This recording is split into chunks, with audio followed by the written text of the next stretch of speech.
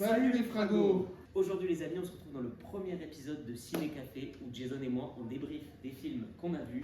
En buvant un café. Exactement. Donc aujourd'hui, évidemment vous le savez, c'est l'Odyssée de Christopher Nolan. Alors, on va commencer par un petit peu de no spoil évidemment pour faire notre avis global pendant 2-3 minutes et ensuite on va tout spoiler, enfin en parler comme on veut, donc voilà.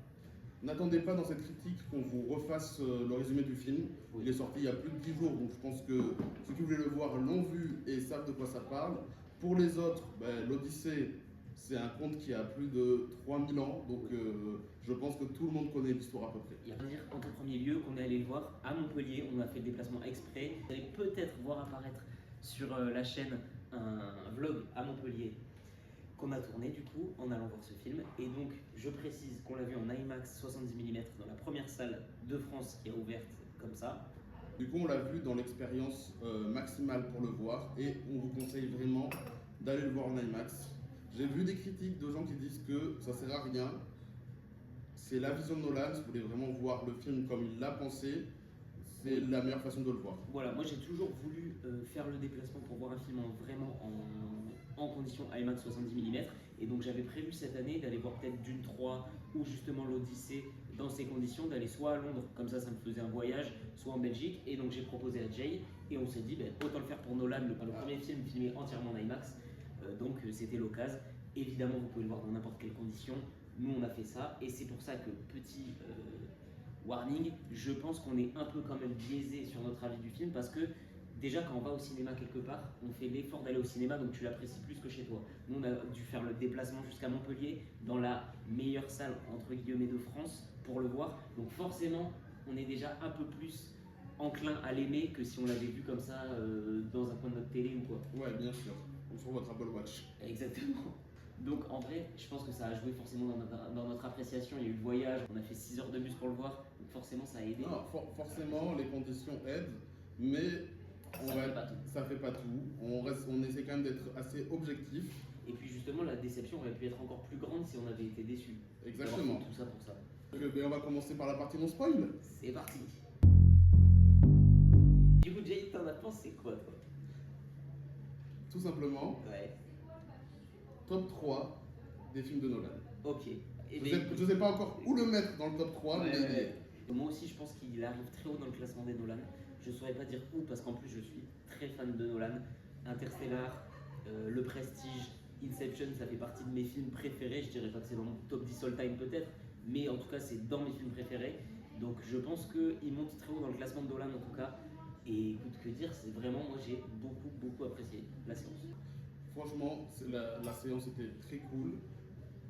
Petit disclaimer, ça on le dira je pense souvent, quand vous allez au cinéma, essayez de respecter les salles, pas de téléphone, pas de bruit, vos popcorn et tout, vos confiseries, essayez de les manger pendant les scènes d'action, quand on n'a pas besoin, quand la musique court un peu de les bruits. Ouais, normal.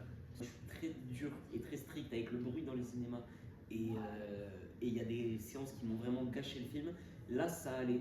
Mais c'est vrai qu'il y a 2-3 moments où on a un peu tiqué, on était en mode bon, les gars, faites quelque chose. C'est ça. Mais du coup, pour revenir à notre avis du film, franchement, on s'est pris tous les deux, je pense qu'on s'est pris une claque. Ah ouais. Moi, on en a reparlé un peu forcément après la séance. On n'arrivait pas à arrêter d'en parler. En fait. Ouais, c'est ça. On voulait garder les choses pour la vidéo, mais ça, c'était plus fort que nous. Quoi. On n'arrêtait pas d'en parler. Pour faire un avis un peu global, moi je dirais que les décors sont magnifiques, les acteurs sont géniaux. Genre Matt Damon, je l'adore depuis toujours, mais là, il est tellement fort. Robert Pattinson, ça confirme que c'est un des meilleurs acteurs de sa génération, il est trop fort. L'histoire, elle est intemporelle, elle plaît, comme je t'avais dit, je trouve qu'elle peut être adaptée en tout, en BD, en jeu vidéo, c'est trop fort en fait l'histoire de l'Odyssée. Donc là, forcément, ça marche. Forcément ça marche, c'est une histoire qui, comme Pierre le disait, est intemporelle et qui marque. C'est Christopher Nolan, qu'on aime ou pas son cinéma, c'est un vrai technicien. Il sait filmer, il sait sublimer les choses. Et là, il n'hésite pas. Il ne s'est pas mis dans des conditions faciles parce qu'il aurait pu réaliser ça en mode numérique, normal, je me fais pas chier, il y a des effets spéciaux maintenant. C'est pas son genre pour ceux qui connaissent un peu sa filmographie. Il s'est mis les bâtons dans les roues et c'est pas pour rien, ça se voit, il y a un vrai travail sur les décors, sur le jeu des acteurs. Tous les acteurs qui apparaissent, même ceux qui apparaissent 3 minutes, sont au meilleur de leur performance. Ils sont trop forts. Il y a des persos que je pensais qu'on verrait plus. Au final, on les voit très peu, mais parce que Matt Damon prend tellement le lead et une importance évidemment énorme dans le film que forcément les autres en ont beaucoup moins. Et donc, quand tu es un personnage tertiaire, tu en as vraiment 2-3 minutes de scène. Mais même ces personnages-là arrivent à être touchants. Et justement, tant qu'on est sur ça, il faut qu'on parle un peu des polémiques. Il n'y a pas de polémique en fait, il n'y a pas à avoir de polémique, c'est des faux débats, c'est des débats de merde qui au final, on parle pas du film, on parle d'autre chose, alors que écoute, soit t'as pas aimé le film, soit t'as aimé le film, soit tu débats sur ça, mais trouver des excuses comme ça sert à rien. Je suis complètement d'accord avec Pierre, je le rejoins sur ça. Et les deux grosses polémiques du film, je les démonte tout de suite sans spoiler. Oui, il y a des acteurs de plusieurs nationalités, c'est vrai. Mais la Grèce antique, les gars, c'est pas, comme vous l'imaginez, que des Méditerranéens avec tout habillé en blanc, etc. C'était hyper cosmopolite, c'était divisé en factions. Il y avait du coup les citoyens, ceux qui ne sont pas citoyens, les esclaves, etc. Mais les Grecs ont colonisé toute la Méditerranée. Oui. Il y avait de plusieurs nationalités. Les Perses sont hyper importants dans l'histoire de la Grèce antique. Et ben, les Perses, ils n'ont pas la tête de Brad Pitt, quoi. Et en plus, ben oui, ils commerçaient. Donc ils commerçaient avec des marchands africains, des marchands asiatiques. On n'est pas encore sur l'arrivée de la route de la soie, etc. Mais quand même. Donc si c'est logique de voir plusieurs nationalités dans le film, en fait. De ouf. Et les critiques qu'il y a sur Elliot Page, du coup, déjà qui disait que c'était Achille, c'est faux. Et maintenant, ils disent oui, mais vous vous rendez compte, il est chétif, il est comme ça, c'est censé être un guerrier et tout. Ça prouve que ces gens-là n'ont pas vu le film parce que justement, c'est important dans le propos du personnage, qui en plus, le personnage est très touchant, l'histoire de ce perso est très touchante. Et justement, son perso n'est pas trop là. Mais au final, l'histoire de ce perso est là un peu en filigrane tout le long de l'histoire. Ouais, ce personnage est important sans trop le voir. Voilà. Et ne parlons même pas de Lupita Nyong'o, Hélène de Troyes, écoutez, vous n'avez rien compris. Vous n'avez rien compris au film. Parlez du film plutôt, prouvez que vous y connaissez quelque chose en cinéma plutôt que de parler de ça. Et pour juste rebondir sur la dernière polémique, sur le fait que c'est Nolan, il n'y a pas de fantastique dans le film, etc. On a plein de potes qui nous ont dit ça, etc. Les gars, on n'a pas vu le même film. Hein. Il y a quand même beaucoup de choses, on n'en parlera pas là, on en parlera en spoiler, il y a quand même beaucoup de fantastique. Évidemment, c'est pas non plus peut-être Jason et les Argonautes ou l'Odyssée de 1960 là, mais il y a quand même beaucoup de choses. Oui, il y a du fantastique, mais c'est pas de la fantaisie, c'est ça qui est différent. Voilà, et là, je reviens sur mon avis en disant que pour moi, là où Nolan est le plus fort en tant que réal, c'est quand il prend un univers justement fantaisiste, fantastique, avec de la magie, et qu'il le rend crédible, que cet univers pourrait lui exister dans notre monde. C'est ce qu'il a fait avec la trilogie The Dark Knight. Inception, c'est hyper fantastique. Si c'était pas Nolan qui réalisait, imagine Guillermo del Toro réaliser Inception, c'est dans des trucs. C'est hyper fou. Non, il reste dans le réel, c'est Nolan, c'est comme ça. Il faut s'attendre à ça quand tu vas voir du Nolan. C'est ça. Et pour moi, à titre perso, je trouve qu'à chaque fois qu'on fait ça, ça rend plus crédible l'œuvre. Dans Batman, mais on va vraiment croire qu'un mec avec suffisamment d'argent et d'entraînement pourrait devenir le Batman. Ça, enfin, je sais pas, ça rend plus réel et du coup, ça marche mieux même. Moi, je te propose qu'on passe au spoil. Enfin, pas parce qu'on va spoiler beaucoup de choses, mais c'est juste comme ça, on pourra en parler plus librement sans réfléchir. Moi, je me retiens un peu parce que du coup, j'ai peur de trop divulguer des trucs. Donc, c'est le moment. Ceux qui veulent encore découvrir des choses, partez tout de suite. Ceux qui veulent avoir notre avis de manière plus approfondie, c'est le moment. Partie spoil. Partie spoil. Il y a des trucs, je pensais pas être autant touché. On m'avait un peu parlé de la froideur du film, et évidemment c'est Nolan, c'est quand même très froid comme mise en scène, etc. Souvent, mais je me suis surpris à être touché pas mal de fois. La scène de l'attaque de Troie, avec tout le truc, avec la musique qui monte de plus en plus fort, donc comme on vous l'a dit, on est allé le voir en IMAX, donc les sièges tremblaient avec la musique. Ils sont là, ils stressent, ils doivent ouvrir les portes, ça fait 10 ans qu'ils essayent de faire tout ça, ils doivent pas faire de bruit, le moment où les portes s'ouvrent, Agamemnon arrive, c'était impressionnant. Et ce qui en suit avec du coup Zendaya, etc., j'étais vraiment très touché. Ouais, les gars, je rejoins Pierre sur exactement la même scène. Dites-vous, j'ai lâché ma larme, vraiment, j'ai chialé devant le film, parce que tu as le discours d'Ulysse derrière qui raconte en fait tout le propos du film, pourquoi il n'a pas voulu rentrer à Ithaque. Et en fait, quand il explique, tu le comprends mais tellement. Et t'as la scène, tu vois comment les gens ils sont violents, ils s'attaquent aux civils, ils s'attaquent pas qu'aux militaires, ils prennent les femmes, ils les égorgent, on sait pas s'ils les V ou non. Et t'as Ulysse, commandant de Ithaque, roi d'Ithaque, qui sert certes Agamemnon, qui voit son peuple faire ça, Et il se dit, mais en fait, j'ai amené l'enfer sur Terre. Ouais. Et quand il explique tout ça à Pénélope qui se confie, tu pars en expédition pendant 20 ans, tu laisses ta meuf chez elle et tout, tu reviens, comment ça, pendant 20 ans, t'as pas réussi à le confier à personne. Ouais. Et du coup, Matt Damon arrivait super bien à jouer ça, le fait de sortir un truc lourd de son cœur qui a 20 ans, tu vois. Clairement. Et la scène est hyper émouvante, c'est une des scènes les plus fortes que j'ai vues au cinéma cette année en tout cas. Ouais, c'est sûr. Et non, on revient sur le jeu d'acteur, c'est bluffant. Bah, Franchement, j'étais bluffé. Tant qu'on est là-dessus sur le film de cette année, je pense que c'est l'un ou le meilleur film que j'ai vu cette année. Il y a 2-3 trucs qui m'emballent un peu moins, mais on en reparlera après. Pour l'instant, encore dans le positif, il y a beaucoup de choses. Vraiment, les acteurs, comme tu as dit, Zendaya, un peu comme dans Dune 1, elle n'est pas beaucoup là, mais par contre, quand elle est là, elle en envoie. Anna Thaoué, évidemment, brillante, tellement touchante. Et Robert Pattinson. Robert Pattinson, détestable à mort, il est vraiment trop fort. Et comme on a dit après le film, je trouve que c'est beaucoup moins binaire que ce que je pensais. Parce que c'était pas juste, voilà, c'est Ulysse, il est fort, il résout tous les problèmes, il est trop mignon, il est trop gentil. Il y a vraiment des moments où il a envie de respecter ses soldats et de les aider au maximum et tout ça. Mais par contre, des fois, il est obligé de pas leur faire de sépulture ou de les laisser comme ça ou d'en sacrifier quelques-uns. D'un autre côté, il aime Pénélope et il a envie de retrouver Ithac, mais en même temps, des fois, on dirait qu'il fait pas non plus son maximum pour. Il y a plein de choses comme ça, et même l'épisode avec les sirènes, que peut-être certains critiquent parce que justement ça manque de fantastique, je trouve ça tellement plus intéressant qu'on se recentre. C'est bon, on connaît le mythe des sirènes, on connaît tout ça. Est-ce qu'on a envie de voir une énième fois des sirènes qui viennent sur le bateau chanter, etc. Là que justement, comme les personnages, on est les oreilles bouchées, on entend juste. Là, c'est vraiment du Nolan, la mise en scène. Ouais. On voit ce qui se passe et en même temps, on entend lui qui raconte juste après aux soldats ce qu'il vient de dire. Ça, c'est vraiment pur Nolan. Et je trouve ça trop beau. En fait, il entend le pire truc pour lui, c'est qu'au final, il a même pas vraiment envie de retourner à Ithac. Et ça le questionne, ça nous questionne. Enfin, je trouve ça hyper intéressant et moins binaire que ce que j'aurais pu. Ouais, tout à fait. Je rejoins Pierre sur ça. Voilà. Les gens qui n'aiment pas le cinéma de Nolan, il y a tous ces gimmicks dedans, c'est Nolan, donc forcément vous n'aimerez pas le film. Ceux qui aiment le cinéma de Nolan comme nous, ils poussent ces gimmicks à des extrêmes. Tu vois, même Nolan, c'est pas quelqu'un qui travaille beaucoup le son d'habitude. Il a commencé un petit peu avec Oppenheimer sur le côté où la bombe elle explose, tout ça. Ouais. Et là, il a encore poussé le truc avec le fait que pendant qu'il y a le chant des sirènes, on n'entend pas ce qui se passe, on entend juste les hurlements d'Ulysse parce qu'on a les oreilles bouchées avec l'équipage, donc ça t'immerge encore plus dans la scène, t'as pas besoin de savoir ce que les sirènes chantent, parce que justement, c'est un truc qui va se propager de bouche à oreille, etc., que personne ne sait. Et Nolan ne veut pas y répondre. Oui, c'est ça. Et c'est des trucs personnels, exactement. Bon, clairement, moi je suis là pour un peu démonter les critiques, et les gens qui disent justement, on repart sur les cliniques de Nolan, c'est du Nolan tout craché, c'est raconté dans le désordre, nanana. Vous ne connaissez pas l'Odyssée. L'Odyssée, le livre d'Homère. Déjà, c'est pas même pas Homère qui l'a écrit. La guerre de Troie se passe 5 siècles avant que Homère fasse le livre. On ne sait même pas si Homère a vraiment existé d'ailleurs, au final.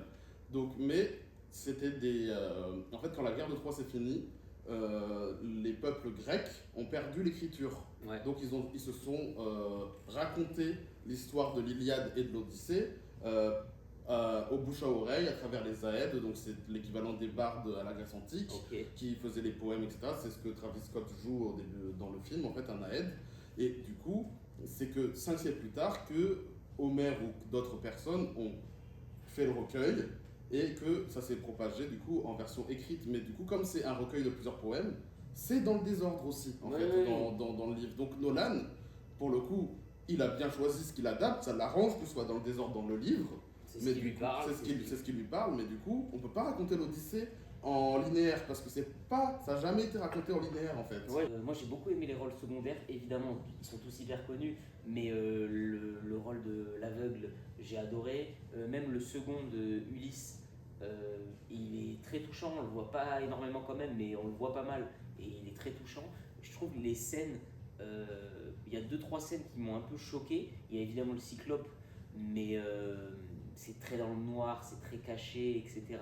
Celle moi qui m'a vraiment plus perturbé, c'est celle de Circé qui les transforme en cochon. Ouais, elle est incroyable. Je m'attendais pas à ça en fait, mais évidemment c'est Nolan, il allait pas faire un hop t'es un cochon. Oui, mais bien sûr. Elle est malaxe et tout, elle est modèle pour les transformer en cochon. Ouais, elle sculpte quasiment le visage.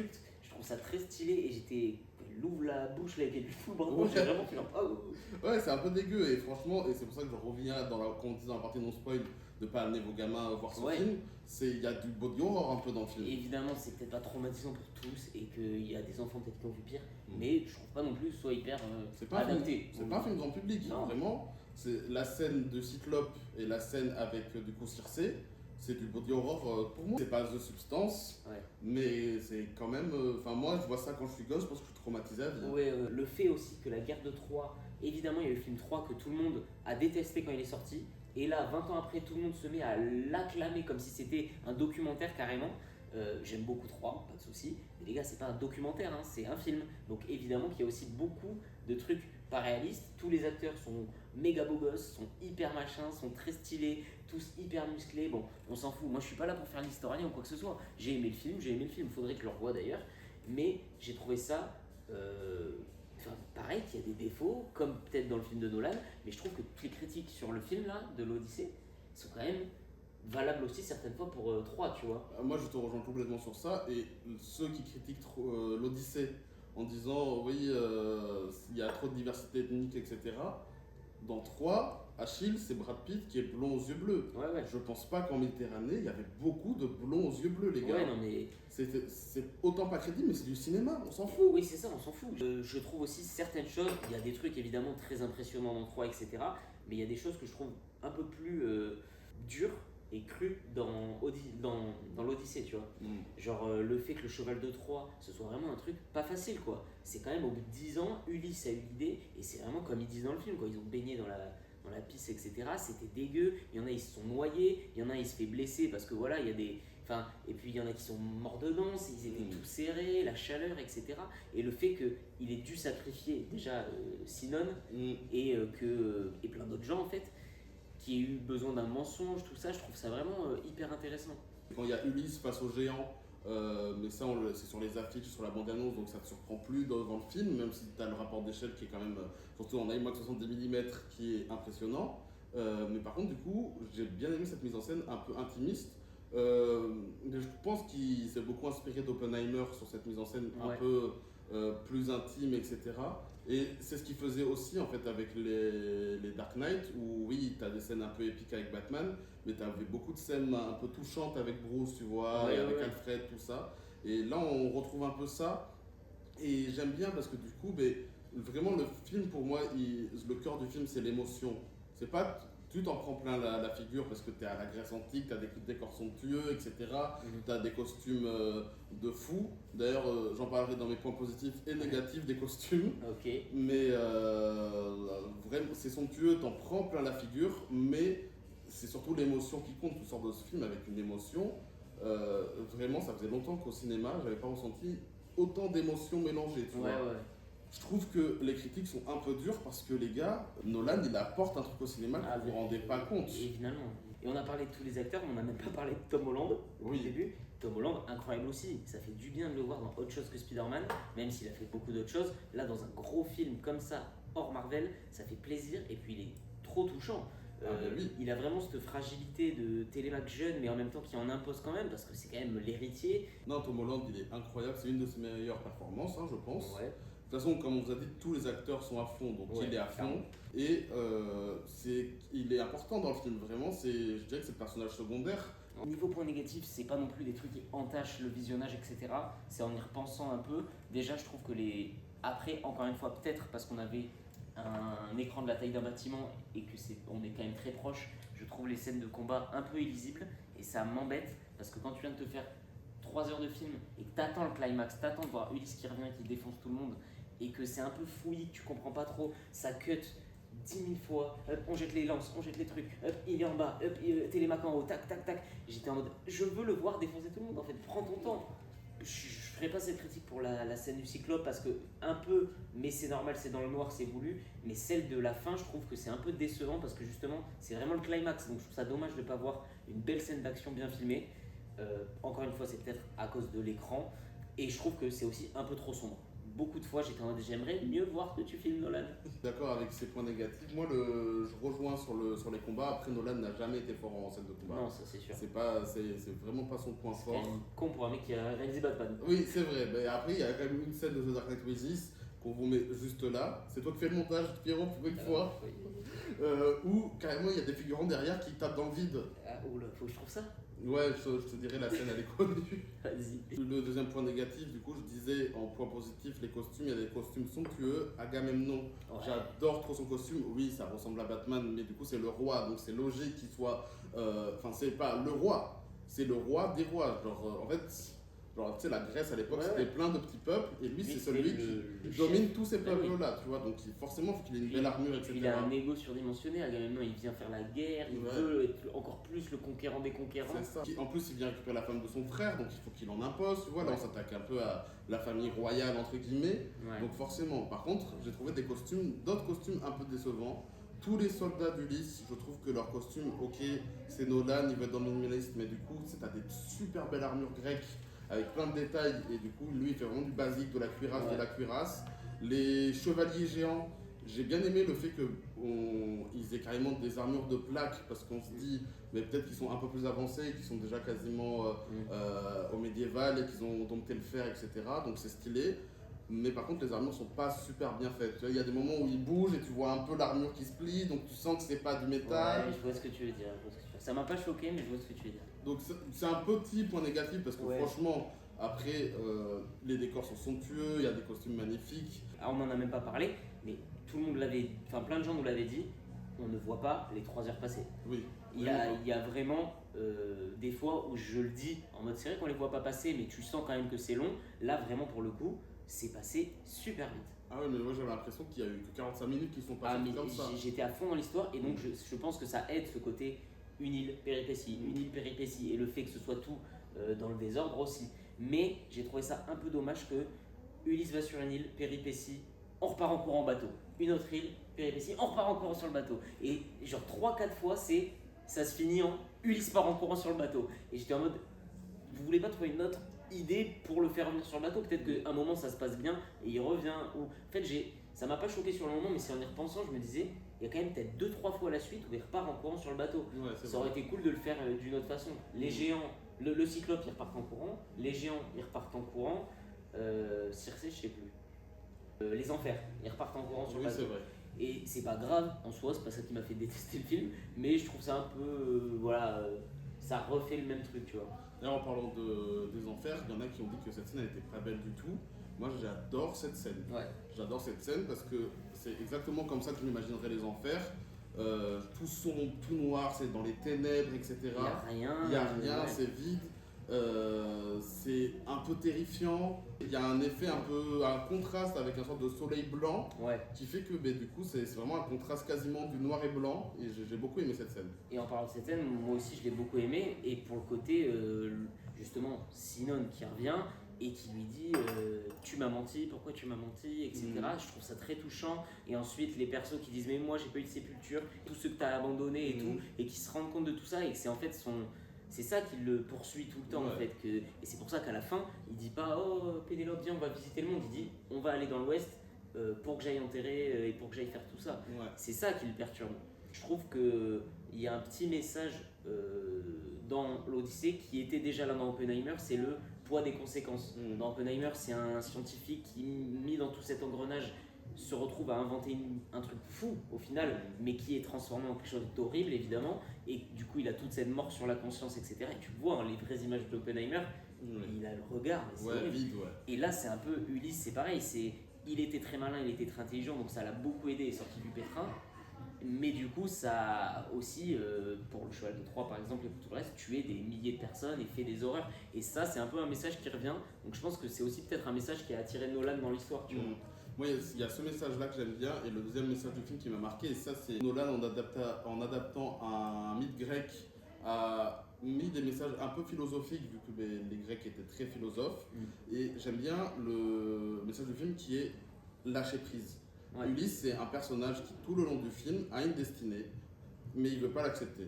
Il fait toutes les décisions un peu contre ses dieux, qui ont une destinée pour lui. Il veut se battre, il veut faire ci, et du coup, ça l'emmène en fait justement à ses conséquences, parce que, en fait, il fait de la dé en voulant faire comme il a envie, parce que c'est qu'un petit être humain sur une planète géante flottante. C'est ça. Et à la fin du film, le message, c'est vraiment lâche prise, laisse-toi faire. Et je pense que des fois dans la vie, il faudrait tous qu'on lâche prise et qu'on laisse faire les c'est ça, choses, tu vois. c'est ça. Et c'est comme ça qu'il arrive à retourner à Ithac. Au final, oui, c'est Au ça final, qui le ouais. ramène à son foyer. Et pareil, le retour au foyer, comment c'est touchant avec le chien, avec son ancien porcher. Avec Télémac. Avec Télémac, évidemment, qui se retrouve, la scène avec les faux prêtres. Enfin, en fait, il y a beaucoup de choses à dire. C'est un peu frustrant parce qu'on en a tellement parlé un Oui, peu c'est après vrai. que du coup, mais je pense que la vidéo pourrait durer 2 heures, qu'on aurait des choses à dire. Ah oui, non, c'est une œuvre marquante et je Ouais. suis content que ce mythe qui a quasiment créé tous les autres mythes du monde soit réadapté encore 3000 ans plus tard. Clairement. Et j'espère que dans 3000 ans, il y aura encore d'autres œuvres nouvelles qui adapteront l'Odyssée parce que c'est une histoire qui est très riche et qui apprend beaucoup de choses sur l'être humain et sur soi-même. D'ailleurs, apparemment, il y a une comédie musicale qui s'appelle Epic, Ok. qui adapte l'Odyssée, mais du coup, c'est vraiment en mode très comédie musicale Broadway, tu vois. Il faudrait qu'on la regarde et qu'on voit ce Ah qu'on ouais. pense. Vu qu'on est très fan de comédie musicale et très fan de l'Odyssée, ça pourrait être très cool. Ça pourrait être très cool. Et vous me parlez de Hélène de Troie par rapport à Lupita Nyong'o, etc. Mais je trouve que justement, déjà, elle est magnifique. Et ensuite, quand elle s'est retournée et qu'elle est juste balafrée d'un côté, je trouve ça beau que la femme la plus belle du monde pour qui justement le monde s'est battu et qui a causé toutes ces... Enfin, c'est pas à cause d'elle, mais justement par l'ego des hommes qui ont voulu cette femme la plus belle, la récupérer, etc. Sans lui demander son avis, au final finissent balafrée. Je trouve ça très beau comme message et voilà, et profond, quoi. Toutes les petites scènes du film, même les personnages qui apparaissent une scène, ils servent et ils ont un propos dans le film. Ouais. Il y a des CGI dans le film, forcément, Oui, mais c'est super bien utilisé. Le CGI sert le film et pas le contraire. ouais. Et il y a beaucoup d'effets pratiques. Le cyclope, je sais qu'il est fait à moitié en marionnette et etc. en moitié en CGI. Donc non, c'est Non, mais- chapeau pour ça, De toute quoi. façon, tu vois qu'il y a un gros budget. Évidemment, le budget est énorme et il a dû partir en grande partie pour les acteurs, mais en même temps normal, hein, c'est des acteurs de fou et c'est un mythe qui mérite des acteurs comme ça. Et d'un autre côté, tu vois qu'il y a du budget dans le film. Enfin, je veux dire, quand tu vois que certains Marvel coûtent pareil, voire plus cher, et que c'est un peu, même si j'adore, hein, une bouillie d'effets spéciaux, là tu vois vraiment qu'il y a du budget dans les décors, du budget dans les acteurs, du budget dans les costumes, du budget dans les effets pratiques. Enfin, et ça fait plaisir de voir un film épique comme ça. De 3 heures, t'as plein de décors, t'as plein de lieux, t'as plein de monde, t'as plein de figurants. Enfin voilà, tu vois qu'il y a eu du taf en fait. Pour cette séance-là, Nolan nous a fait un petit cadeau. Denis Villeneuve a fait un cadeau. Oui, c'est Enfin, bien. c'est les deux qui nous font un cadeau. Les deux nous font un cadeau. On a eu le droit à un extrait de quoi 5-10 minutes de Dune 3. Et franchement, Dune 3 en IMAX 70 mm, ça a l'air fou. Ça me hype pour le Ouais. film. La scène est incroyable et pour le coup, on vous la spoilera pas même dans Non, cette non, partie non. spoiler parce que le film n'est pas encore sorti. Je sais pas si c'est parce qu'on est allé le voir là-bas ou si c'est parce que c'est dans toutes les salles IMAX. Je sais pas, oui, peut-être que c'est en IMAX Je pense numérique que c'est aussi. toutes les salles IMAX. Mm. Mais en tout cas, merci Denis Villeneuve, merci Nolan. Et ça fait du bien de voir un peu de réel, quoi. Clairement. Puis ça, c'est des films qui marquent. C'est pas un film que tu vois, et franchement pour moi, et que tu auras oublié dans une semaine ou même dans un an. Je vais y repenser, j'y repense encore. Justement, j'avais hâte de faire la vidéo. Je réfléchis encore. Il y a des trucs où je me dis, ah, ça c'est un peu dommage. Ah, mais ça par contre, c'était vraiment bien. Enfin, c'est que ça reste dans notre tête en fait, on y repense. La scène de 3, elle est folle comme on a dit, et plus il la re-raconte, parce que tu y reviens plusieurs fois dans le film, plus tu réapprends des choses. Tu fais, ah ouais, quand même ça, ah ouais, et ça, jusqu'au moment où Ouais. coupage de tête, etc. D'ailleurs, en parlant du coupage de tête, j'adore Nolan parce que même dans un film comme l'Odyssée, qui tout le monde connaît l'histoire depuis 3000 ans, il arrive à faire une scène où on doit théoriser dessus. Je pense que c'est son film le plus abouti. Mais tout ce truc du peuple de la mer, évidemment, on le voit un peu venir, mais c'est vraiment un truc important. Pénélope, elle en a peur, et le peuple de la mer, le peuple de la Ouais. mer, ils vont sur des îles, les gens ont peur du peuple de la mer, Mhm. etc.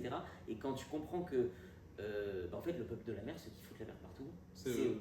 Et je trouve ça encore une fois beaucoup moins binaire que ce que ça aurait pu être en mode c'est Ulysse, c'est tout mignon. Non, c'est on n'a plus de nourriture, et bien viens, on va trouver un village, on va le piller. Je trouve ça fort que en fait le problème vienne d'eux. Et c'est ce qu'ils disent dans le film, c'est que c'est eux qui vont détruire un peu cette civilisation-là, qui va faire reconstruire une nouvelle civilisation. La loi de Zeus c'est terminé, maintenant on veut des trucs pour les piller. Ouais. Et je trouve ça fort.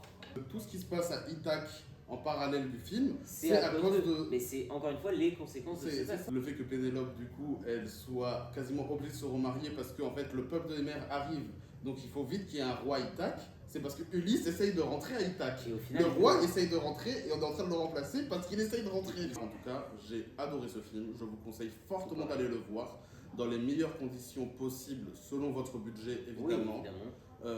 Mais c'est un film à voir au cinéma, les gars. Attendez pas qu'il Ouais. sorte en VOD ou je sais pas Oui, il y quoi. a des films, ça peut se comprendre. Allez, on attend la VOD, on attend Canal, etc. Là, si vous avez l'occasion, le budget, allez le voir au cinéma. Si vous avez pareil, enfin, si vous pouvez aller le voir en IMAX, faites-le. Si vous pouvez pas, c'est pas grave. Faites comme vous avez envie. Mais si vous hésitiez, franchement, ça vaut le coup. Ça vaut le coup. Et je terminerai avec merci Homer, merci la guerre de Troie, bon pas trop, mais merci les frères Lumière d'avoir inventé le cinéma, merci Nolan d'avoir fait Ah, ce film. carrément. Ah ouais, en fait c'est pour ce genre de film que j'aime le cinéma. Mais oui, mais ça, je suis d'accord avec toi. Ça, tu vois, là, j'ai encore envie d'en reparler. Et, bah, écoute, on s'arrête là. Ouais, on s'arrête là. Si vous voulez reparler de l'Odyssée avec nous, on va faire souvent des lives et on parlera pas que de l'Odyssée. Allez voir ce film, allez au cinéma, franchement c'est important, il est super. Là, la fin d'année 2026 nous réserve quand même pas mal de bonnes choses en termes de cinéma. Ouais, clairement. Sur la chaîne, on fera des reviews souvent. Je pense que dès la semaine prochaine, vous aurez déjà une deuxième review C'est par rapport vrai. à Spider-Man Spider-Man. Brand New Day. Et si ces genres de reviews vous plaisent, on pourra aussi en faire sur des films beaucoup moins connus ou moins blockbusters, etc. Exactement. Et sur ce, on se dit à bientôt les fragos. Allez, salut. Salut.